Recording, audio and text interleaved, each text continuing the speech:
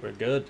Oh, we're live? Yeah. What's up, YouTube? Welcome to the awesemo.com live before lock show, where we'll be talking MLB, NBA, whatever else, maybe NHL, because we got Jake. We'll see whatever we got in our brains. As always, I'm Chris Spags, joined by Jake Hari, who is not wearing glasses, but was before we went on the air. Yeah, I didn't want to be too formal for you guys today. I don't have many hot takes. At least I don't think. But it should be a good slate, 14 games, and as we've been saying all day, and you've been reading and hopefully listening to our podcast, The Night Shift, there's just a ton of options up top for pitching, and so I kind of know where I'm at now. I don't think I'm going to be making too many changes, I'm excited to just talk about the slate and get this stream started.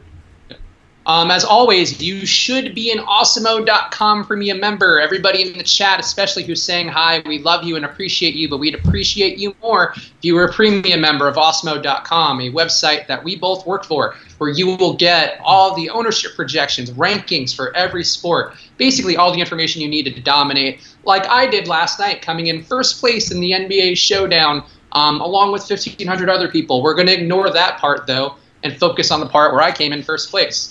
All in part thanks to the knowledge that I picked up on awesemo.com and or wrote myself on awesemo.com, which was a great feeling, Jake. There was a guy who tweeted me, actually a couple guys who tweeted me afterwards, who got their lineup in part because of my article, which finished in first place. So just hurting the pot for a tournament for myself. Felt good. Yeah, that's tout life right there.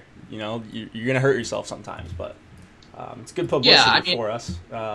So right. I'm glad. I mean, usually don't end up on the same lineup, but that's sort of the nature. That's showdowns. Yeah, showdown slate.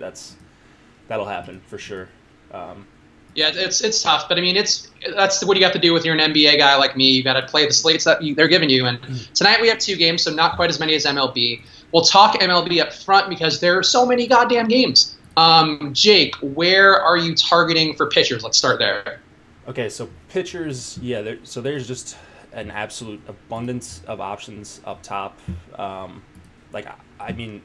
it's the top 5. It's Scherzer, Sale, Kershaw, Verlander, and then Syndergaard. So these guys are all 10-8 and above. Andrew Suarez. No, right up there with the elites for me. We'll talk about that. There's another cheap guy, even way cheaper than him, that I think is going to be pretty chalky, but we'll talk about him as we sort of go through it. I'm sure we'll get some questions about him. So yeah, these top 5 guys, like I can make a case for pretty much all of them, although I'm not really on Kershaw or Verlander that much. So like I like Syndergaard, I like his price. Strikeout upside is definitely there. Same with Sale and Scherzer. Scherzer's probably got a tougher matchup than Sale, I think, just based on strikeouts. So with the $300 discount you get with Sale, I guess I would put him over Scherzer, but like I don't have any strong take there. I can make a case for either one or both if you can somehow fit him in. And then Syndergaard, I think he should be priced a little bit higher. I don't know how the ownership's going to shake out on these top 5 guys, but so I'm just trying to play the one that makes the most sense with the hitters that I'm trying to target. So obviously, Citi Field's a better pitcher's park, but there are a couple guys on the Braves who've been slugging it pretty well lately. Acuna, I think Freddie Freeman's a pretty good matchup. Is there any concern at all with Syndergaard, or those guys just kind of taking him yard and ruining the day? There's definitely some concern with Syndergaard. I mean, all these guys have ways that their starts could go wrong, but Syndergaard is also one of the worst pitchers at holding on runners. So Braves have some speed. I mean, that's like if you want that to be your tiebreaker, then yeah. But I'm not super scared of it. I'm hoping Syndergaard's striking out a ton of guys so that he won't have to worry about as many guys on the base paths. And I mean, there's not a ton of concerns with Sale or Scherzer. I think they all get a bunch of strikeouts. I am concerned with Kershaw just overall. His swing strike rate's down. His whisper swing are down. So he's probably the last guy out of those top 5 that I like. But yeah, it's tough. It's a tough slate because I don't think you can really go wrong. I don't see any of these top guys getting blown up or anything. Interesting. I mean, we've seen these guys get blown up, though, a couple times, including Sale, which might drive his ownership down a little bit. The last time that he was out, he was obviously, we talked about, such a huge favorite. Got shelled pretty bad. Recovered enough, but where he didn't go into negatives or anything. But I think that could drive his ownership down a little bit, where he might be more valuable tonight than he would be otherwise. But yeah, I think you're right. Like Scherzer, I have a lot of. Sale, I have a lot of Syndergaard. I think those guys are pretty obvious fits. Who are the guys down the price chain who you're feeling that you think are good? You mentioned one guy. You teased it like a broadcaster would, which is pretty impressive. Who's the guy that you think is cheaper who's going to pick up some ownership? Is it Garcia? It's Soroka. I don't know. Oh, Soroka. Yeah, so he's 20 years old, making his debut. Pretty legit prospect, it looks like. But the Mets, I don't think there's some cakewalk lineup. You've got guys like Asdrubal and Conforto and Jay Bruce, and even Adrian Gonzalez, who's been hitting a little bit better this year at least, who can all take him deep. I mean, going up against Cespedes, even though he may be disinterested, is the talk of the town. But man, I don't think it's an easy lineup for a guy that's making his debut, even if he does have good strikeout stuff. So I'm curious to see his ownership. I'm not playing him.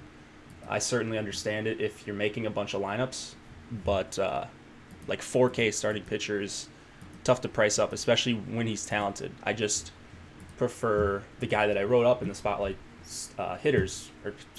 spotlight pitchers this morning. So that's Kyle Gibson.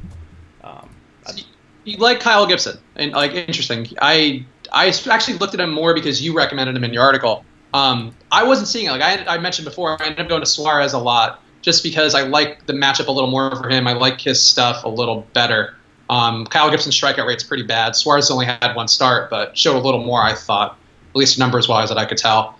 Why Gibson over some of those other guys? Yeah, so just some of the stuff I mentioned on the podcast this morning. He's 13th in whiffs per swing, almost a 30% K rate against righties this year, 17.7 and 19% swinging strike rates in his last two starts, which that's going to get my attention pretty much every time. I haven't seen the lineup actually yet for the Blue Jays, but the one thing you kind of got to be worried about here is the weather, and it looks like the Storms are going to probably hold off until Gibson is done pitching. Hopefully that's the end of the game. Hopefully he throws a complete game shutout, but so hopefully Gibson can get in 6 or 7 innings if we're being generous. And yeah, I'm not super worried about this lineup. Steve Pearson there against a righty, not worried about that. Gurriel, Pilar, Teoscar Hernandez is going to strike out a ton. So I just like Gibson. Liked him this morning, and yeah, I'm still there. So 6,500 with a guy that's missing bats like he is, I'll take that chance pretty much every time. Yeah, so for me, I was a little worried about him in part because Granderson's been good versus righties. Teoscar Hernandez has been pretty good versus righties. Obviously, there's some K concerns there. But he's really mashed righties so far. He's got over 400 ISO, 371 BABIP. So there are a couple guys who could do damage to him on that side, on the Blue Jays side. Oh yeah. I have a lot of Minnesota as a stack, especially when Dozier went out. I think they're one of my top stacks on the night. Let's talk about stacks then. So we'll switch over. What stacks are you popping up the most? Yeah, I like Minnesota, St. Louis. I mentioned. I haven't really changed much since earlier today. I like the Brewers, Angels. And Ohtani's batting 5th too. So I like the Angels even more. I'm glad they moved him up finally. But really 1 through 7 I like for the Angels. Yeah, Valbuena doesn't look too bad. No, he always hits righties pretty hard.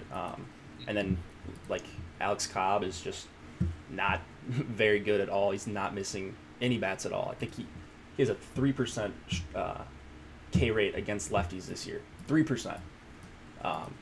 So I was surprised. I double checked that after I mentioned it on the podcast today because it sounded so off, but it's true. His average exit velocity against righties is awful. He's in the top 20 against lefties too. So, yeah, no respect for Alex Cobb. Really like the Angels. Who are some other stacks you're on? What about the Cubs? Because they're one who I've seen people actually write about. Like, they don't buy the team total being as high as it is. But they have a couple guys there. I mean, you have Schwarber, Bryant. Happ looks pretty okay for how far down the order is. Who else? Rizzo looks pretty okay on that stack. That's a good one. It's a little expensive. Where I think if you're paying or if you're going down for a Sirocco or a Suarez, you can get there. But that's one which I like a lot, which I feel like people are off for some reason, like at least based on my checking the media and trying to get a read on ownership. Yeah.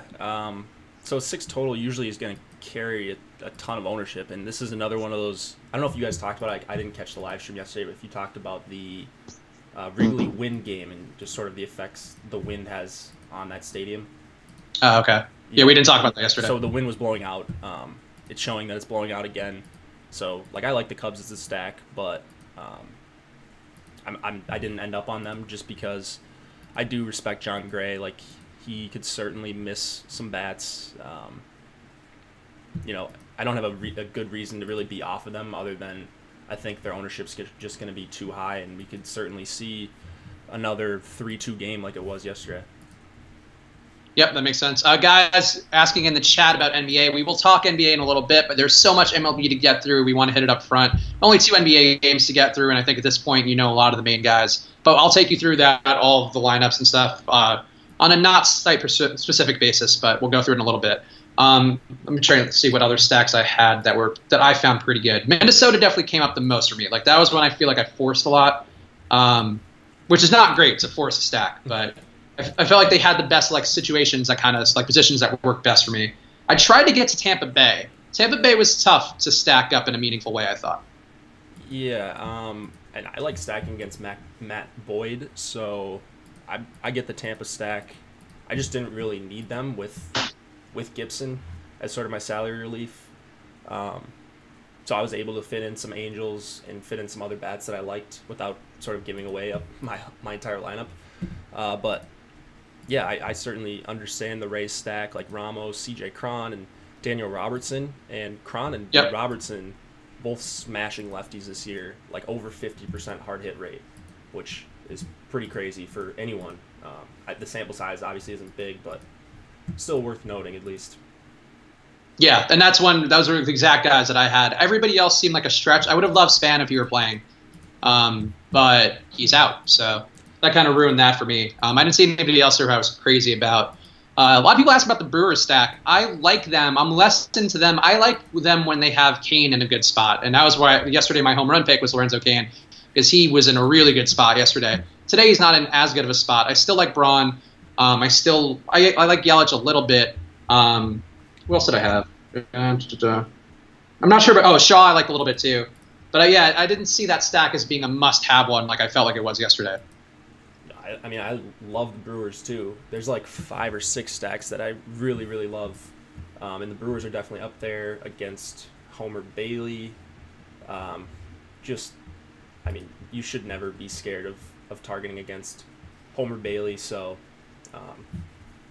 it's a great spot for even the righties. Like, Bailey has like a 57% hard hit rate against righties this year, which, I mean, it'll go down as the season goes on, but goes to show he is getting clubbed by both sides. So Yelich, Kane, Braun, Shaw. I don't like Jesus Aguilar against a righty as much just because he swings and misses so much, but people were asking about Pena too. I saw in the chat as a punt catcher on DK, like, that's a perfect spot. 2,500, probably going to be hitting with some guys on base. Yeah, I think on the Brewers, I was into Shaw. I think I actually might have had Aguilar.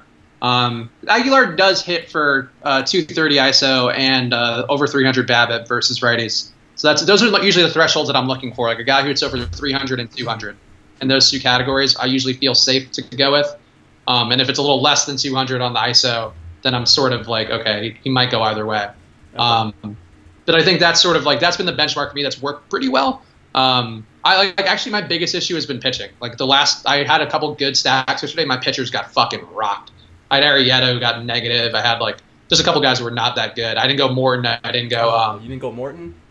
No, I didn't go far yet. So like I missed the two guys who you had to have, and that's sort of where I think my issue is so far is like I'm having trouble kind of putting everything together. Where I'll have like stacks that are working. I'll figure out the right guys to have in a stack, but I'm not maybe connecting two stacks, or I'm not connecting those two stacks with the right pitchers, and that's sort of been an issue.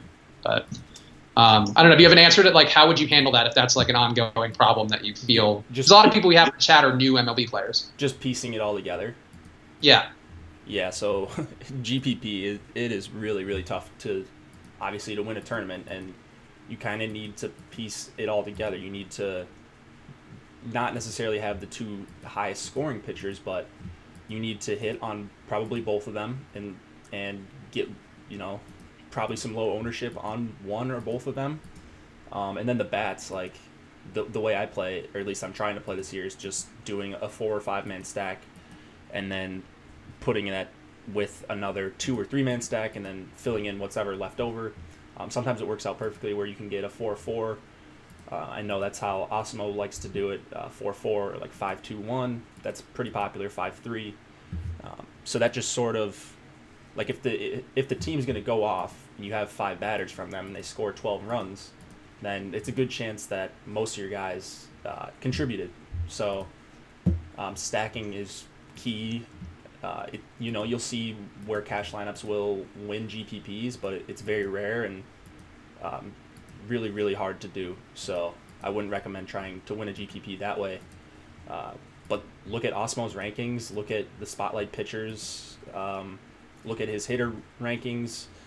It's really tough to put it together, though. One last baseball question. We're going to talk ML or talk NBA in a second, and we'll go back and forth between the two as we always do. Pick one guy out of these two for Matthew, who asks a lot of baseball questions. Kane or Braun on the Brewers? I would go Braun. I'd go Braun, I guess. But they're both righties against Homer Bailey. Like, if you can get them both in, that'd be fantastic for GPP. Like, I don't know. They're so close for me, and I love the Brewers stack, so I'd be trying to get a team with both of them on it if I could. Do you gamble, Jake? There's a question about best 3-team parlay for MLB tonight. I don't gamble baseball, so I don't. I mean, I have before, but I'm not going to act like I know what's a plus EV bet tonight. I don't have like a gambling model. I've just dabbled in it, mostly in other sports like hockey. But no, I honestly couldn't even answer that question. Tropiano. Do you have any thoughts on Tropiano? Somebody's asking Tropiano or Gibson. I assume obviously you're going to go Gibson since he's one of your top guys. Mm-hmm. Tropiano, though, I like him a little bit. He's got a pretty good money line in Vegas. We've seen his positives so far. Obviously, he doesn't have a crazy high ceiling. But in a matchup versus some weak bats. For sure, yeah. Like Tropiano for 6,400 on DK, he's I'm going with Gibson in that price range, but I'd certainly get the Tropiano play. We've already seen him have a little bit of strikeout upside going up against Baltimore, one of the least patient teams in the entire MLB. The run total has gone down if you're a Vegas guy. So I think it was at 3.9 this morning. What I'm looking at has 3.6. So, I mean, signs point to Tropiano being a good play. I just think Gibson is just a little bit better of a play, more strikeout upside. Yeah, and I think one thing which I've been trying to adapt to, which is actually something I mentioned on the stream yesterday, I'm trying to avoid guys who have crazy high fly ball percentages, because I realize those tend to be the guys who get dinged a lot, even if they're guys who are in a better spot. And Tropiano, the difference between Tropiano and Gibson, Gibson's fly ball rate is 27.7%. Tropiano's is 47%. So, I mean, you're dealing with a pitcher who's, younger and can get rocked. I think that's something to avoid. Like if you're just trying to avoid risk for a cheap pitcher, that's something where I might go Gibson just to be like, oh, you're going to ground balls. Yeah, that's certainly a tiebreaker there. Like you don't want your pitchers giving up a ton of fly balls. A lot more can happen with a fly ball than a ground ball. So yeah, I would definitely look at that for young pitchers. If you're giving up a bunch of fly balls, if you're giving up a bunch of hard contact, which I weigh really heavily, you always hear me reference it, then yeah, you're more likely to get blown up. So yeah, Gibson, that's why I like Gibson too. He's he's not giving up a ton of hard contact and just getting a bunch of whiffs, which he's never been a big strikeout guy, but apparently he's turned into one. So I'm just riding the wave with Kyle Gibson.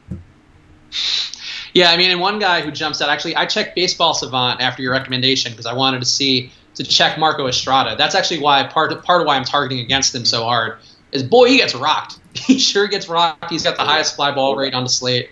One of the worst xFIPs on the slate as well. So that's kind of all the criteria that I think you would look for a guy who has a high potential of giving up a lot of runs and maybe dingers. Yeah, Estrada could certainly get blown up here. It's nice weather. At least it's warm weather in Minneapolis. And he's been getting hit hard by righties. So I'm kind of disappointed that Dozier's out of the lineup. He was probably my favorite bat going for the Twins. But now you get a 3K Grossman leading off, who I think is an okay hitter. Joe Mauer is just a professional hitter. He's probably not going to hit a bunch of home runs. Kepler batting third. It's a really good cheap stack, I think. Those top I like 5. Kepler. Kepler, yeah. Suarez, I think those two I had a lot of. For sure, yeah. Yeah, and Estrada is on Jake's site, Baseball Savant, which is an MLB.com site. So it's not Jake's personal site, but it's a good one to check out. Estrada is number 13, the 13th worst pitcher in the league in allowing barrels per plate appearance. So big hits, he gives up a lot, like a great amount of big hits. Yeah. So just something to, I mean, that's not a core stat that we would advocate at Awesemo.com, but it's one that gives you a little extra color, which is what I'm looking for pitchers, because Vegas has not been the most reliable thing lately to just target the highest owned or the highest money line pitcher. Yeah. On most nights for pitching, the way I do it, and it might be a little bit different than how Osmo does it. So if you don't want to listen to me, I completely get that. He's obviously one of the best, and I don't think I'm one of the best yet, but hopefully one day. So what I'm doing is hunting strikeouts on DK specifically. You'd love a win, but I don't weigh it super heavily. Things can go wrong. Bullpens can blow the wind. You see it time after time. So I'm just looking for strikeouts for cheap, if I can, outside of the stud guys like the Sales and the Scherzers. So yeah, that's what I'm doing, is hunting strikeouts because they're the safest way to get DK points. Yeah, I mean, and I like Scherzer a lot. Just one thing, I guess, to point out, because I did mention it, Scherzer does have the second highest fly ball rate out of the slate. So that's something, I mean, a little bit of a reason to have some concern. Whereas Noah Syndergaard's got the lowest fly ball rate and the highest ground ball rate.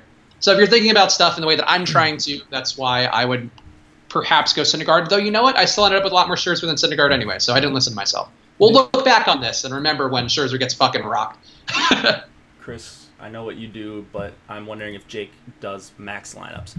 I have been doing one lineup for in pretty much all sports since 6 months ago, and it's treated me pretty well. It helps me focus and go 100% in on guys.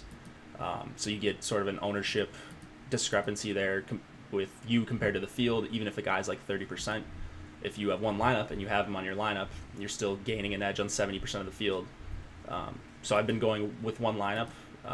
Have not done any multi-entering this year in MLB, but I'm sure there's going to be slates where I try it. Yeah, today I'm max entering, which I usually don't for baseball, but I'm max entering to $2 because I was like, you know what, $2, let me see how I do with 20 lineups. Because I just make them all by hand, and I kind of prefer going less, like I think somewhere in between your approach and what Josh does, where like I prefer just to have like a couple where I know I'm going with my main stacks, but I've been like, again, the issue with not connecting them enough. Where I was like, maybe I'll connect them better in 20, which will probably be wrong. But I think, with baseball, if it's a new sport, it makes sense as long as you're within your bankroll to try a couple different approaches, see what works. For Jake, a single entry thing has been good for him.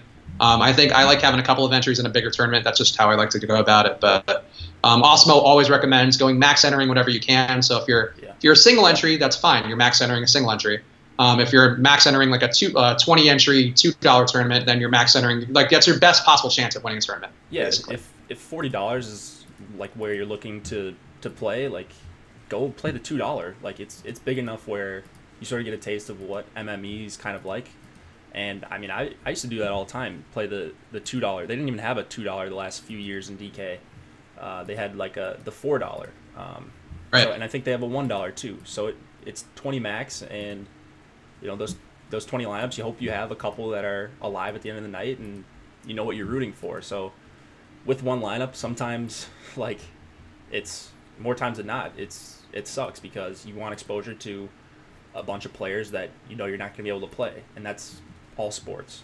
So, but you're 100%, I'm playing the plays that I think are the best plays within the salary limits, and I've been somewhat successful with it, and so that's what I'm going to keep doing until I'm not successful with it. Yeah, that makes sense. I think for me it's too, like, I always, the temptation, I'm sure I'm like a lot of casual DK players, even though I play every day. Like, I think for me it's always, I'd rather have like 10 entries in the big tournament. Today it was like a choice between a $55 entry tournament or a $2. Like, that, I'm not paying $55 for my bisexual experimentation in MLB. Like, I'm not I'm not going down that road. But, you know, if you have the bankroll to do that, sure. But I mean, the thing is, just try to max enter if you can. If you have the bandwidth to do it. Putting 20 MLB lineups, to be honest, for me takes a lot more brain power than it does for 20 NBA lineups. Like, I could churn out by hand like 100 NBA lineups in, you know, half an hour that are pretty okay. For MLB, like, I have to look at FanGraphs for every single one and confirm everything, check batting orders, and it's a bit laborious, at least, you know, for me. NBA talk. Let's do NBA real fast. Get your questions in now. We'll circle back to baseball and we'll tap into Jake's beautiful mind. We will also make our home run picks because I'm 1 for 1 this week, and Jake hit one last week. Actually, yeah, you got one last week. One wrong, so you were 1 for 2 last week on your home run picks. But we're going to do it every day that we do a stream, I think, at least until I have a lot that are wrong in a row, and then I'll feel bad about myself and we'll stop doing it. NBA, do I believe in Kevin Love? I guess let's talk about it more holistically first. I think the big issue I find with the games tonight is I think there's a decent chance the Cavaliers get blown out. They're going to be an exhausted team coming off of a 7-game series where LeBron literally spent every possible bit of energy he has. So that worries me a little. That said, Kevin Love is at a fantastic price. He's also, I think, projected to be our highest owned player on the slate, though. On our projections on Awesemo.com, which you can see all of if you sign up for a premium membership to Awesemo.com. But I like Kevin Love. He's had great games versus Toronto this year. He's been above 40 points twice out of 3 times. So I think that stuff looks good. That said, him at 60% ownership, I don't love super chalky Kevin Love. I think that he's got maybe some concerns with his head or his injury. Like, I don't know, man, but like, he worries me a little bit. So that's what I feel about him. On the Cavs side, George Hill is very tempting to me. I think Tristan Thompson is probably going to go under-owned for what he did last time out. And I think that's interesting because, like, people don't want to pay the price for him. But the reality is he might be needed even more this series because of how big Jonas Valanciunas is and what he can do inside. So I think that that's a play that you need to think a little bit about, and at least have some exposure if you can. Let's see. Do we believe in Kevin Love? A lot of people ask if I believe in Kevin Love. I think that's sort of how I feel about him. I think he's a good play. I don't know that I would trust him 100%. But I never trust anybody 100% anyway. That's what we advocate, is try to keep your exposures to at least a comfortable amount for you. For some people, that's 70%. For some people, that's 40%. So kind of get your flow as best you can with that. One place I would look tonight on the Toronto side is Serge Ibaka. I don't know that I'll have like a crazy amount of him, but I think his price is really good. We have him as an A value in Awesemo's rankings. There's a lot of things going for him that are pretty positive, where I think he'll have a better matchup than he did versus Washington. I don't know that you need to go crazy with him and have him everywhere again, but he's a pretty good play. We have him as a C in fantasy points and an A in value. Not a ton of value on the slate, but I think that's one place to look. Let's see what else. In the other game, oh yeah, and then for Toronto, it's the same guys as always. Fred VanVleet will probably be pretty high owned today relative to his opportunity, and I think there's some risk in that. We currently have projected to be around a quarter owned. So that's a lot for Fred VanVleet. I think there are guys you can go to who are going to be a little cheaper to maybe differentiate your lineup, like Kevin Looney maybe. David West was a slam dunk over the weekend, and he came through for a value play. I would think about a pivot there instead of going to VanVleet. And if you play VanVleet, going with a VanVleet Hurdle blowout build could make sense, or just an effective bench unit build. Given how bad Cleveland's second unit is, that I could see having some value. see, DeRozan, Anunoby, Ibaka, Valanciunas stack for a FanDuel GPP. Without knowing those prices offhand, I would say that Anunoby is not a play I love. I see the logic in it, and I thought about it.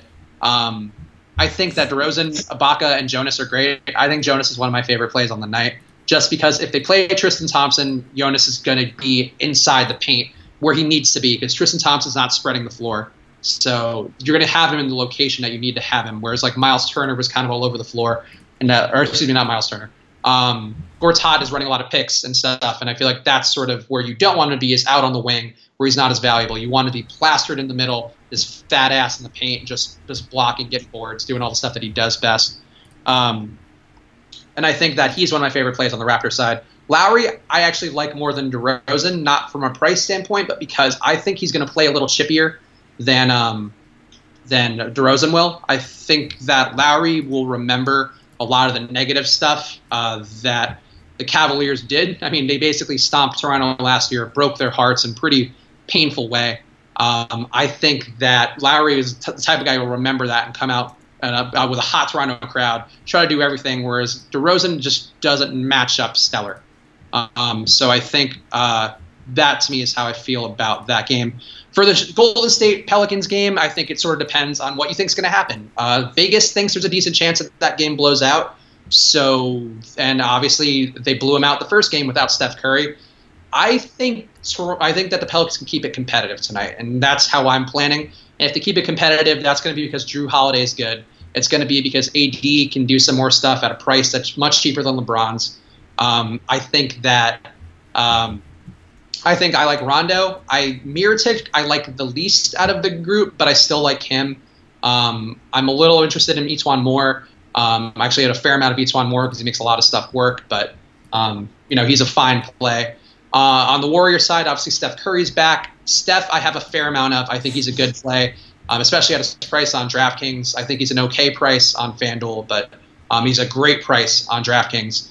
And the one thing with Steph is that I worry a little bit. He's a better player than Dame Lillard, but he's a very similar player to Dame Lillard. And we just saw Drew eat Dame Lillard's lunch in a way where nobody eats Dame Lillard's lunch. And I think that worries me a bit about Curry, and that could be a viable reason to go pivot towards Thompson or to pivot towards Durant. So I think that there's some logic in playing it that way. That said, I like Curry. I like Draymond. Draymond is going to, I think, be under-owned for what his value is and what he showed us just last game. He's ripping boards. He's doing a lot of stuff. He's scoring. I think that there's a lot to love in that game. And I think I would be more inclined to stack players from that game than the Toronto-Cleveland game, just because I fear the blowout. I feel like some of the cheap guys are going to be over-owned in a way where I'm not super in love with it. So that's my overall feelings on the NBA slate. Drop questions in there. We'll go back and forth. We'll circle back to MLB real fast. So drop your questions in there if you have them. Jake, let's make our picks. What do we think? Who's the best pitcher on the slate? Let's start there, because that's the one I'm the worst at, so I'll probably get this one wrong. But like raw points, I think Chris Sale. I think Sale's I would project him as having the most points on the slate. Syndergaard and Scherzer right behind him. So Syndergaard's the cheapest. He's 10.8. I honestly, it's splitting hairs at this point. Like I said, there are reasons to fade Syndergaard. There are less reasons, I think, to fade Sale. So if price isn't an issue, I would go with Sale. But price is an issue for me because I want to spend up on some of these bats. Yeah, I think I like Scherzer the most just because, I worry about the fly ball rate. But there's nobody on that Pirates side who is going to hit him that well, at least with the power that I worry about. So that, to me, kind of mitigates some of the risk with his fly ball, his high fly ball percentage. So I think I would go Scherzer. But Sale seems like a perfectly viable pick to me, too. Our home run pick. Let's let you go first. Can I go?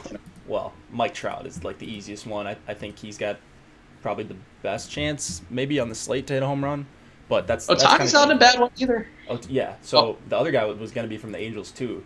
that we mentioned. Louis Valbuena for 3,200. Wow, that's a bold dinger choice. Yeah, You're digging deep for that first one. I think he homers off Cobb.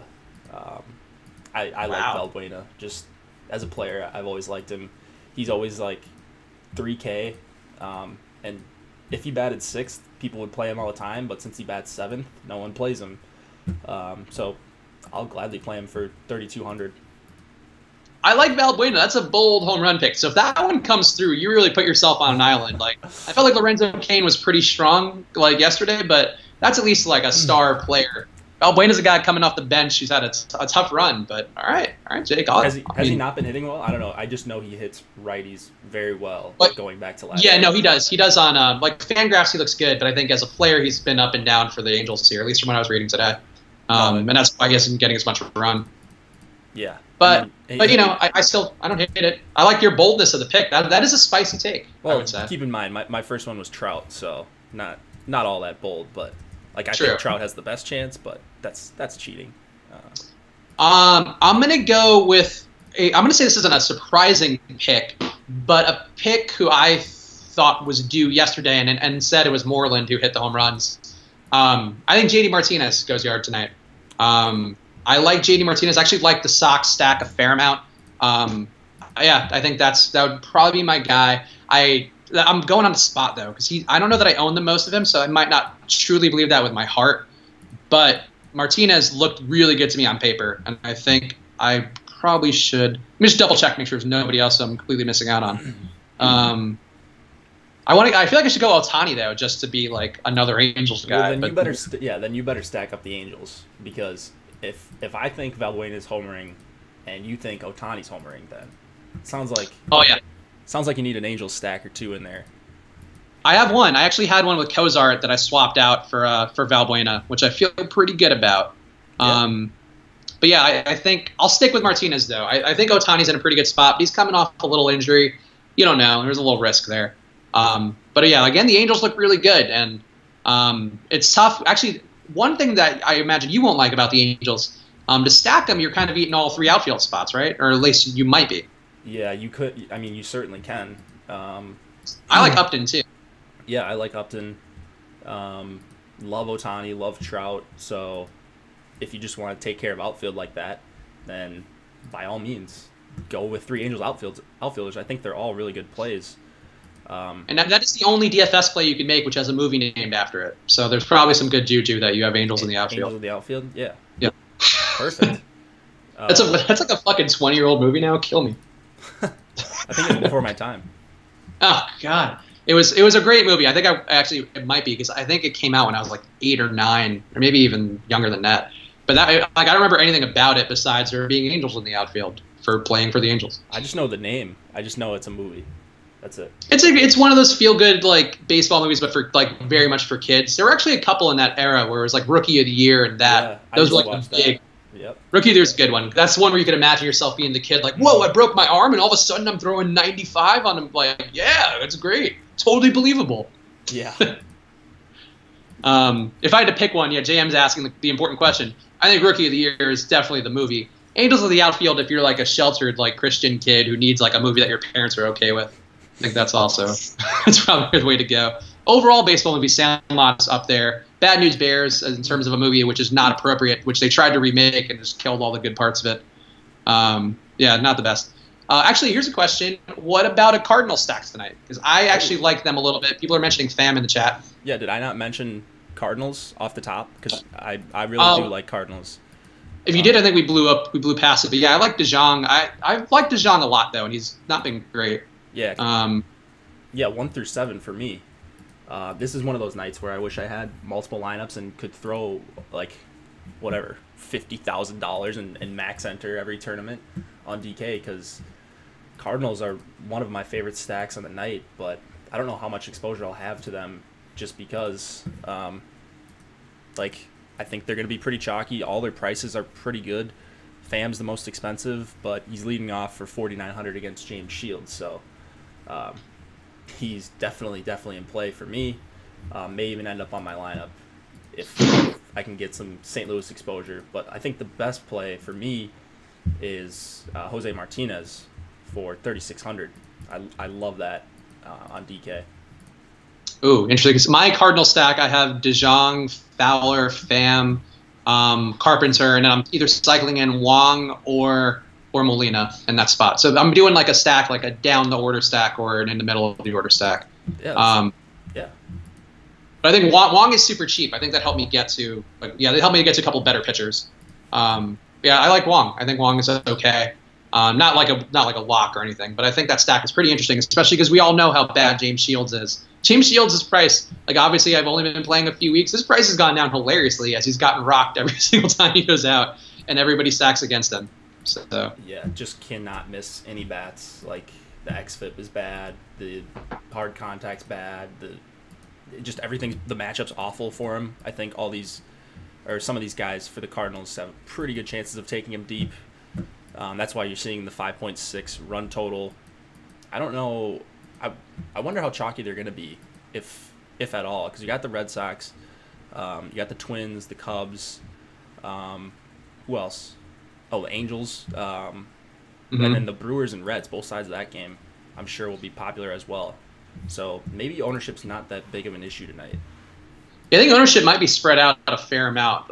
There's so many places you can go, and I think if you're trying to pay up for expensive pitchers too, you have to make some sacrifices somewhere. Cardinals are a fairly expensive stack besides Wong, so I think that there's not a lot there where you can like put him with a Scherzer and or a Sale. I think that's tough. Yeah, I want bats from like all those teams I just mentioned, but I just can't get to all of them as much as I'd like to. Let's see. What are the questions we have in the chat? Anything good? Top 3 Cardinals bats. Oh, top 3. Yeah. So for me, that's probably DeJong, Carpenter, and I like Fowler. I think I would go DeJong, Carpenter, and Fowler personally. I think mine are actually the top 3 for the Cardinals. So Pham, Carpenter, and Jose Martinez. Oh, that's right, Pham. Pham instead of Fowler. Yeah. But yeah. I love all those guys. I mean, yeah. They're probably my second favorite stack, if the Angels are the first. But, like, it's not that far away. So, that makes sense. Oh, this Tampa Yardy, so I assume he's a Tampa guy, says you should lock in C.J. Cron for a home run tonight. Actually, I like C.J. Cron. I wouldn't pick him as my home run pick, but I think he's a perfectly fine play. I think he's a fine play too. 3,900 on DK, but Jose Martinez is $300 cheaper. So, one home run's nice for Cron, but you can get 2 for Jose Martinez for less money. So there you go. Is Escobar okay on DK? Escobar? Which Escobar? I don't know. I thought you might know. I was going to say. Here, let me. Am I just missing some? Pablo? I think he's dead though, so he's not great on DK. Don't Pablo Eduardo Escobar. Okay, for the Twins. The first thing I thought of was Alcides Escobar, but Eduardo Escobar batting cleanup for the Twins. Yes, I have a lot of him. So yes, sure. He is good. Yes, I was like, who is Escobar? Yeah, he's dual position eligible. Batting cleanup against Marco Estrada, and I like those top 3 bats. I don't love Escobar by himself, but in the context of a stack, I definitely have interest in him. Yeah, I ended up with a lot of Escobar. So I'll tell you guys my main Twin stack, which came up a lot. I have Kepler, Rosario, Escobar, and actually Garver I cycled in and out. I don't love Garver, but I have a little bit of him because you got to get a catcher in there somewhere. But yeah, I think Escobar looks fine to me. Now that I know what we're talking about, and I know it's not Pablo Escobar, but I can confirm. Josh, Escobar season has returned. That's true. Let's see. Who's your first base pick on DK? I guess it's obviously a set from a stack, but who is your main first base guy? I mean, I love Jose Martinez, but there are obviously an abundance of options. I like Rizzo, even though he hasn't been hitting that well. Gray struggles with some lefty power. Ryan Braun is first base eligible for 4,300 against Homer Bailey. What else do we have here? Oh, Joey Votto, like 4,600 anytime he's against a righty. He at least deserves some consideration. And then yeah, him and Shetler look good on that lineup. Yeah, and then Matt Olson was a guy we mentioned this morning that will probably be super, super low owned that I think could take Felix Hernandez deep. Yep. Oh, so here's a question for you, and this is a guy who I have a little bit of just because the price works out, so I feel like Cody Mayfield may have the same problem I had. What are your thoughts on Tyson Ross on a FanDuel GPP, but just in general? I mean, I can't. What is he on FanDuel? I mean, I have no clue. Okay. He's a baseball player on FanDuel, I can tell you that much. Yeah. All right, I'll pull it up. 8K on FanDuel, no thanks. I'm not really believing in the Tyson Ross striking out 7-8 guys every start like we've seen the last 2 starts. If he does it one more time, then maybe I'll have interest, but I'm not buying the Tyson Ross resurgence, I should say. Yeah, I mean, the Vegas line I like, and I like the matchup, but he's got the 3rd worst xFIP on the slate, just a hair behind James Shields, which, as we discussed, is not a great place to be. That said, I'm playing him a little, so I think he's a better play than John Gray, to be honest. But I don't think he's a great play. I'd prefer Gray there, even with I the think Gray's huge total. What's that? I think Gray's gonna get rocked tonight. I mean, I could see that, but rather than betting on Tyson Ross, I think Gray is someone we've seen who has talent and he can get a ton of ground balls, and the win's not going to matter if you're getting ground balls. So I could see him having a pretty decent start, and I don't really see that out of Tyson Ross. Okay, that's fair. And I could be completely wrong, so, There's always a chance. Like, we're putting so many opinions out there per minute for a video. Like, we're going to be wrong on a fair amount. But the important thing is we try and we care. Would you worry at all about Ohtani's injury, that he's day-to-day? Coming off that, he's in the lineup, so I mean, you shouldn't be worried from that respect. But yeah, I mean, if he's in the lineup, I don't think they're gonna mess around with him. It was an ankle sprain too, so if it's like a hand injury or a shoulder or something, then that's something I'd be concerned about just with his power, maybe losing a little bit of power. But ankle injury, I'm not really too concerned. They think he's good enough to go. They've got him batting 5th. I don't think they'd mess around with Ohtani if he wasn't 100%. Yeah, I mean, he's too valuable to that team now. I mean, I think if he's out there, you can safely play him, and especially in a matchup like this, he really should have a good shot at doing something tonight. Did Osmo tweet out slam dunks today? I don't think we have. I don't know if we have slam dunks. I didn't see it. I don't know. I was in the gym. I was getting swole as shit. So if he did tweet out, I don't know. Let's see. Yeah, in general, just follow our Twitter at Osmo_com. That'll be the best way to do it. Set up alerts so you get notifications. We're not tweeting that much every day where it's something we're going to deluge you with stuff. No slam dunks today yet. There may not be slam dunks. It's tough. Osmo's been traveling too, so that might be why, but I'm not sure. We got an NHL question here too. Oh, yeah, go for it. All right, Jake, who's your must-play in NHL tonight, Ovechkin or Crosby? I mean, it's so tough choosing between the two. You could probably make it work on DK. I'm assuming you're playing DK. Osmo just got it. Oh, there you go. Yeah, we'll have slam dunks in a second. So there you go, guys. Yeah, we get results here on this live stream. Yeah, so I think you can make a case for either one. Like I pretty much did. I like the full Crosby line as a stack. I think that's one of the best plays on the night on a really short slate. They're probably going to match with the Ovechkin line, which should make for really high event hockey, back and forth, tons of scoring chances both ways. So for a stack, I love Crosby and his line mates. As a one-off, Ovechkin's probably one of the safest one-offs that we have in the NHL. And you're going to have to pay the price. He's $7,700 on DK. I think he's $8,800 on FanDuel. So you're going to have to break the bank for him. But just as a safe one-off, I think Ovechkin makes a ton of sense in this matchup. All right, there you go, hockey fans. Well, something for everybody here. I can't wait till WNBA season so I could talk about that for an hour. For sure, yeah. Let's see, any good questions? Yeah, keep an eye on the Osmo_com Twitter at Osmo, AWESEMO_COM. Set up notifications so you get alerts, and that way you will see it the second that Alex tweets out our slam dunk picks for the day, or his slam dunk picks for the day, rather. They could be interesting. Honestly, Alex has been digging deep lately. Like in NBA, I guess, Jake, there's no real context for this, but it'd be like if if Alex recommended like a pinch hitter for Really? for like his slam dunk over the weekend, and it came through. He picked David West for Golden State, which was very helpful. Was it a blowout thing? No, it was just like there was so little value, and to make the lineups work, like you had to kind of find a guy in that David West tier. It's like super cheap, like $3,500 on DraftKings, and it actually paid out pretty well. Like, and it made sense from the play perspective, and he got 6x. So all the stuff that you would look for from our genius who employs us. Yeah. McDonald's or Burger King? Let's take a random question. Sure. Jake? McDonald's. It's not even that close. Like, the breakfast is better, the dinner is better, the Coke is better there, or Diet Coke if you like Diet Coke. I like both. The Pablo Escobar is better at. Yeah, the Pablo Escobar.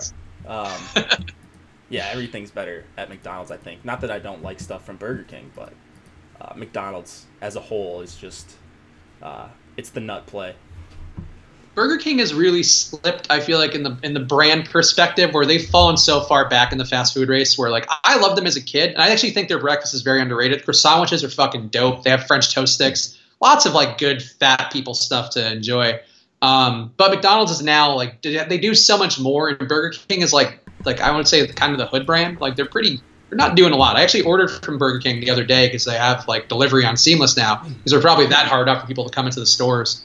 And, it wasn't like good, and I also ordered an Oreo shake, and they gave me an Oreo cheesecake, and that bothered me because, like, just because they have Oreo in it doesn't mean that, and they're dessert items, those are not equivalent. Those are not equivalent at all. Kind of bullshit. Yeah, that's pretty ridiculous.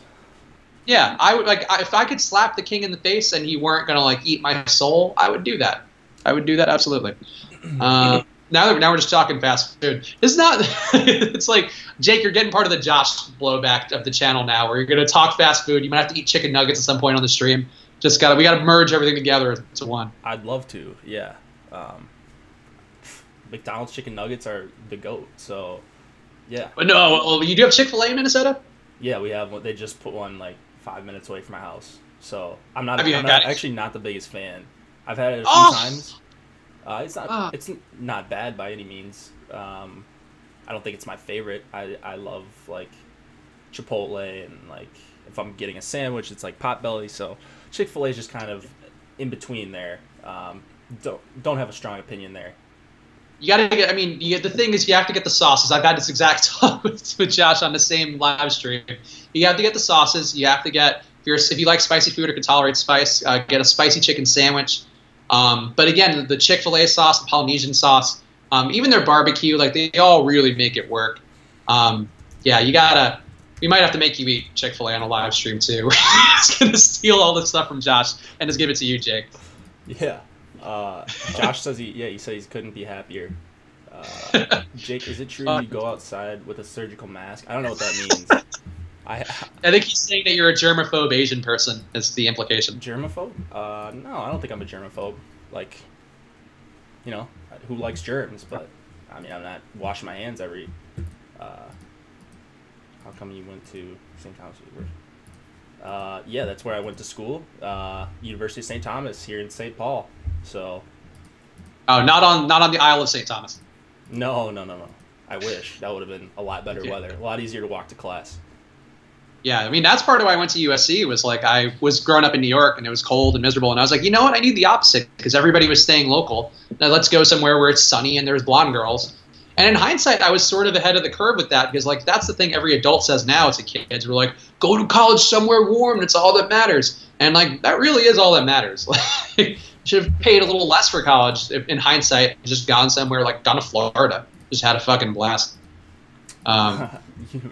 The St. Thomas by Miami? No, St. Thomas again would have been nicer weather. Those St. Thomases. Yeah, there's probably like 20 St. Thomas colleges in each state.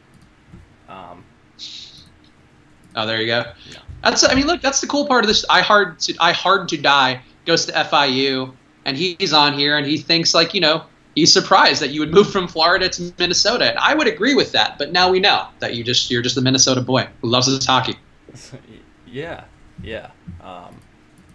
So no warm weather for me. I mean, besides the summer here, but which I'm sure is just popping off. I'm sure the Minnesota summer is just all bathing suits all the time. Oh yeah, it gets really nice here. So you guys have lakes? That's nice. Lakes are underrated. Oh, lakes are the best. Yeah. So it's not so bad. Don't feel bad for me. If you're feeling bad for me watching this live stream, cold weather, we can handle it. The warm weather makes it worth it. Yeah, there you go. Get your baseball questions in. Lock is in 8 minutes, so we'll answer them as we get them. And also your NBA questions, too, because we can hit those as soon as lock happens for MLB. Wrap it up with that stuff. Josh hates lakes. Fucking Josh. You're not going to the right lakes, then. Get a nice, clean lake. Come on. A nice cabin by the lake with, like, your friends and, like that's like I wish I had that growing up. Like if you have like a high school party on a lake, are you kidding me? You're doing skinny dipping and shit. You're like living like a high school teen movie. It's fantastic. Yes, they do that, Josh. But that's just looking at the negative side. We are a forward-thinking, positive show here at Osmo.com, and we think of the good things about stuff, not just the bad things. Michael Prince asks. Suarez or Gibson? I'm assuming that's not NBA, that's MLB, right? So Suarez versus Kyle Gibson. That's Gibson for me. It's not really close, but I know you like Suarez, right? I do like Suarez. I like Suarez a lot. I don't know that he's one of those pitchers who I talk myself into because like he has a limited sample size, and a limited sample size looks intriguing. But I don't know. Like he threw okay. He got some strikes last time out. He like played for Cueto before. He was called up for Cueto when he was hurt, and now he's back again. He's got a little bit of shot of redemption versus a shittier team. I'm into him. Slam dunks just came out, by the way. Awesome. Slam dunk picks are. That's my drum roll. Steph Curry, Kevin Love, Kevon Looney on DK, and Klay Thompson on FanDuel. So very heavy on the Warriors. Alex always loves a good Vegas total. And the Warriors have a real fat Vegas total tonight. So there you go. Those are your guys. Kevin Love, again, projected to be one of the highest owned players. So there is some risk in fading Kevin Love tonight. But, there's always value, too, and upside and opportunity. But, again, there's a reason Osmo wins all the money. So those are his slam dunk picks. Yeah, don't question. Just plug in the plays and make your money. No, I'm kidding. You should always question why plays are good plays. Like, don't just take what we say and treat that as the gospel. Like, do your own research and see if you agree. If you don't agree, then don't make that play. Yep, that's true of everything. I mean, look, like I think a lot of people try to take their word as gospel across the industry, and I personally have even battled with this on the show. Where like I know there are sometimes I don't see what Alex sees for a player in the NBA. Yeah. But the reality is he makes a lot more money doing this than I do. And more times than not, he's going to be right because of the data he looks at, and he's taking a lot of emotional investment out of it. Looney also is a slam dunk play. People are surprised by that because he matches up with Davis. Then actually, if you go on Popcorn Machine and look at the lineups, you'll see that there are a couple times where Davis was starting to go off. They brought in Looney specifically to guard him. So that's been Kevin Looney's like main value throughout the year. And I think that and he's also 3,300 on DK, so helps you get to a couple places that you need to get to. Suarez and Ross, I'm seeing. MLB. Oh, actually, you know what, Rooster? It might actually be Tristan Thompson. My bad. I just said Thompson. I would assume it's Tristan because if Tristan is 2K on FanDuel, then that is a lot safer play. Yeah, there you go. Yeah, you know what, Bob? See, I did say it was stupid to fade Oubre because, again, you look at the data and the opportunity. You don't just play things like an outcome can turn the opposite way every single day. In fact, it could be like a 99% certainty, and that 1% can still occur. So, again, don't be a cunt about a player not going off because players don't go off every night. Oh, my just. That is awesome. I drop C-bombs occasionally, but only for dramatic effect. But no, it's just it's silly. Like, you come into a DFS chat, know DFS, and know the fact that we're telling you the best possible things that we could think. I in particular, and I think Jake's the same way. We're telling you the stuff and Josh obviously as well. He's showing you your lineups every single night. We're telling you the guys we're playing, and we're using the best possible data we have the best possible information we have.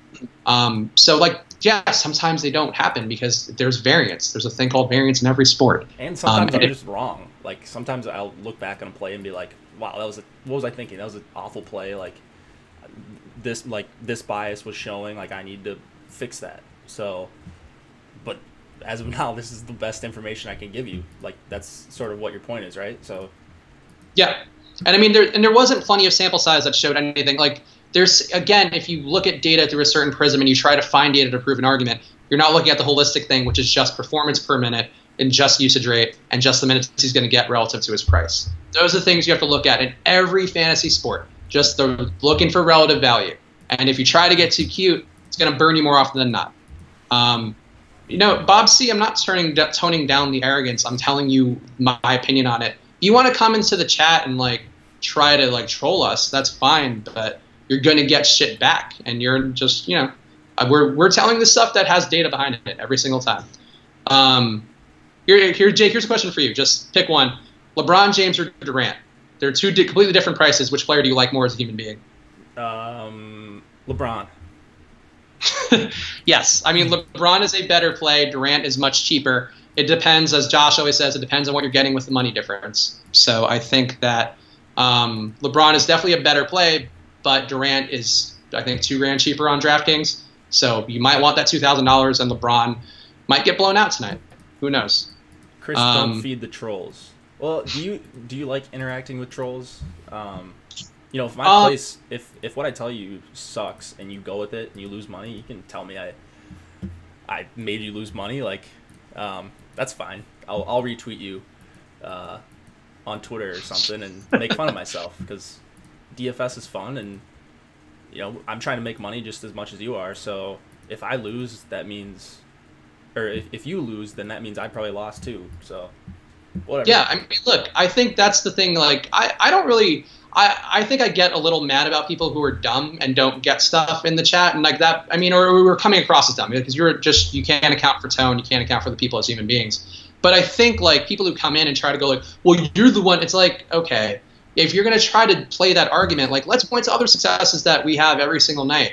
Like you point to the one thing where like I will defend that position over and over again because you're going with the same core philosophies every single night, and that's what we try to extol on this live stream is. If you're going with the same approach every night, you're going to be a plus EV player over time. Sometimes the Kelly Oubre's of the world don't work out. Maybe JD Martinez doesn't hit a home run tonight. Like that happens. There's a million different outcomes every single night. The goal is to use the information to make your best possible judgments every single time using the core tenets of daily fantasy sports, which apply across every sport. So that's all. Yes. I feel like it's not even taking the troll bait. It's just like I want everyone to get it. And I think the DFS community in particular is so like results and tout driven. And it's like, okay, I don't know what you want from me. Sometimes it's no win situation, but sometimes it's not. Sometimes it's fun and people thank you for giving them good plays, and a lot of times they don't. So there's money on the line. I get that. People can be emotional and want to troll you. Like, whatever. Do it. Yeah. And I think, and we're too, like Josh Renshaw's pointing out, some of our competitors who remain nameless, along with a certain optimizer company who I will no longer plug until they give me a free account. I think that, like some places will tout people and then not play them, and that is certainly, I think, not what we do here. Osmo uses his own data and gives it to you guys every day. I'm using my actual plays. I'm looking at my phone, looking at my actual lineups while we're on the stream just to confirm that I'm talking about the guys who I use. So I think that's sort of like we're the realest people in DFS. But honestly, we're just like we're not trying to sell you a bill of false goods. Like there are people who win money and who've won like since I've been here now almost 2 months, and there have been people who've tweeted us and won a lot of money because of Osmos picks and stuff that advice Jake's given or Josh has given or I've given. So it's what we do. Basketball. Yeah, so not to soapbox too hard, and we're locked now. But yeah, we try and we care. And I think that's more than a lot of people in the industry can say, and a lot of people on the internet can say. Jake, now that we're locked, how do you feel about Suarez, and how badly is he going to ruin my lineup tonight? I mean, he's not a play for me. Like, I didn't really dig into him all that much just because I saw like the Surface K stuff, and I didn't see the whiffs that I wanted to see, and I just sort of zeroed in on Kyle Gibson pretty early. And then this this rookie making his debut, Sokera. If he goes off and he's chalk, which he probably is chalk, and he could pitch pretty well, like my night's going to be done pretty soon because I didn't play him. And if he's 40%, 50%, you fade that, then you're probably done. So Gibson was my guy tonight, and I will live with the outcome. I think it was the best play, and nothing changed my mind during the day. So that's where I'm at. Yeah, I think I gotta get off Tyson Ross. I gotta end the stream so I can get off Tyson Ross. But if you get, if you guys have any basketball questions, get them in now. We'll go a couple more minutes. Does anyone have a system yet to translate Osmo's rankings to the optimizer, who I shall not name until they give me free things? I don't think there's a system for that. It's really more of a judgment call thing. I don't think they're even meant to be deliberately translated anyway. So I wouldn't use it like that, but who knows what the future holds. There may come a time where we're actually doing straight projections. So I don't know that. Thoughts on Van Vliet? I'm intrigued by Van Vliet. I think he's going to be too highly owned for what he does, but I see no reason to not have a little bit of him, maybe even a fair amount of him. He's shown the upside. Cleveland's second unit's going to be very bad.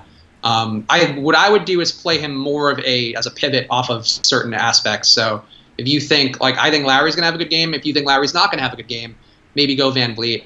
I'm also sort of curious about Delon Wright tonight, just because he's at a weird price that I don't think anybody's going to play him.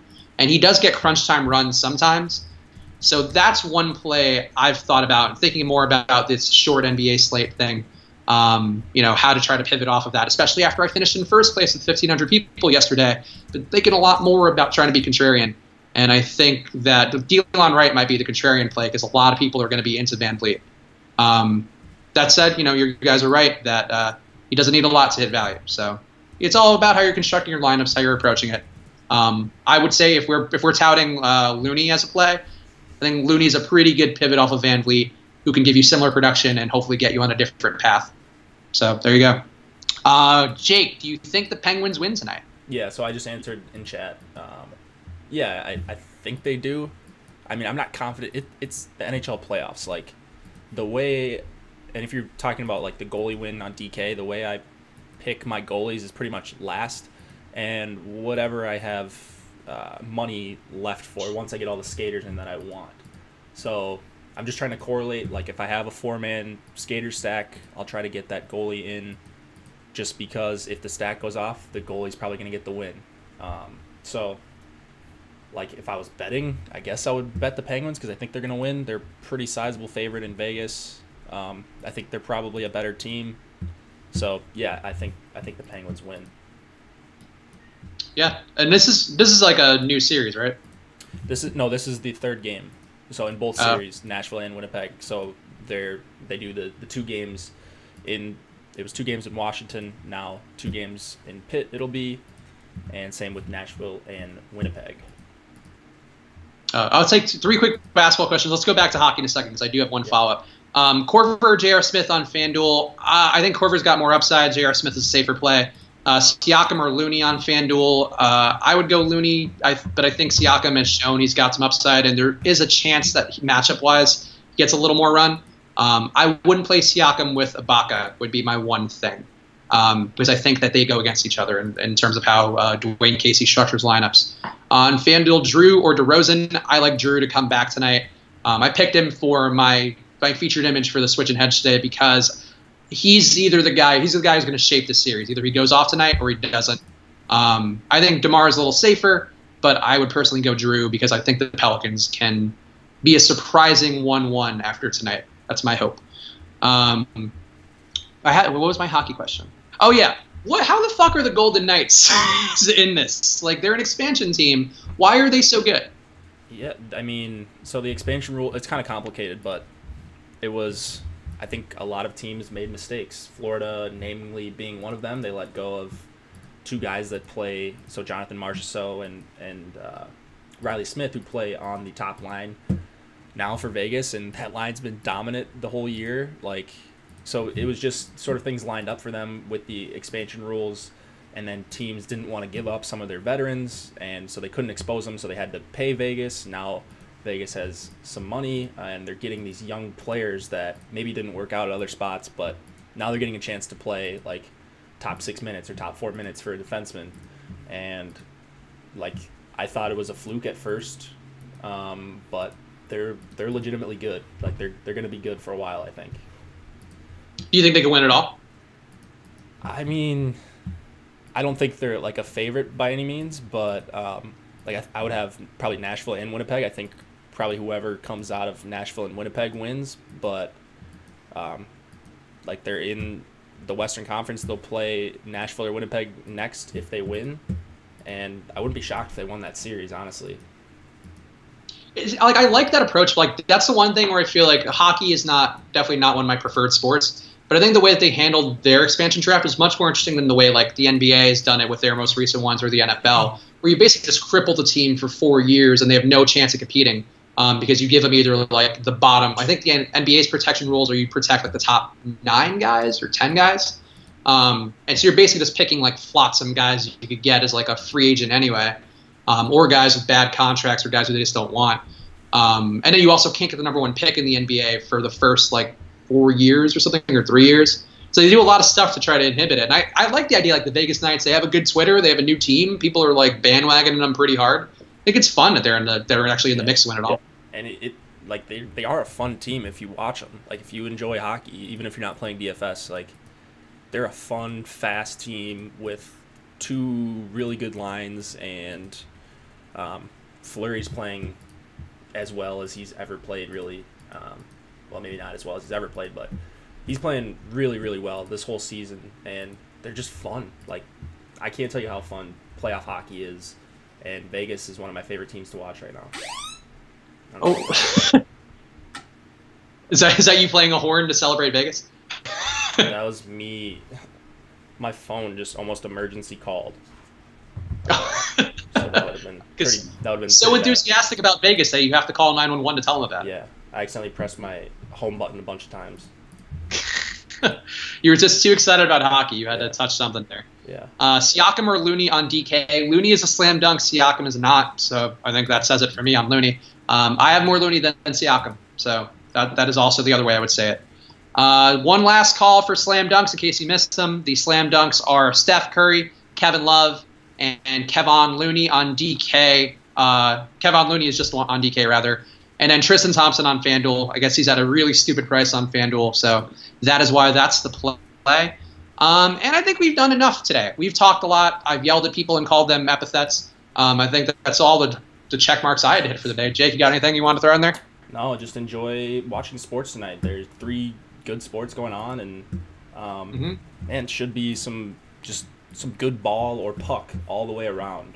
So I'm just excited. And Andrew Suarez's emergence tonight is going to be a big story. We'll all remember the night that Andrew Suarez threw a perfect game. I hope, for your sake. I hope. Me too. All right, thanks for tuning in, guys. Make sure to go to awesemo.com, sign up for that premium membership. If you are a basketball lifer like I am, it's only $9.99 to get coverage for the rest of the season. Get all of Awesemo's projections, which legitimately will help you win a showdown slate, which we have tomorrow.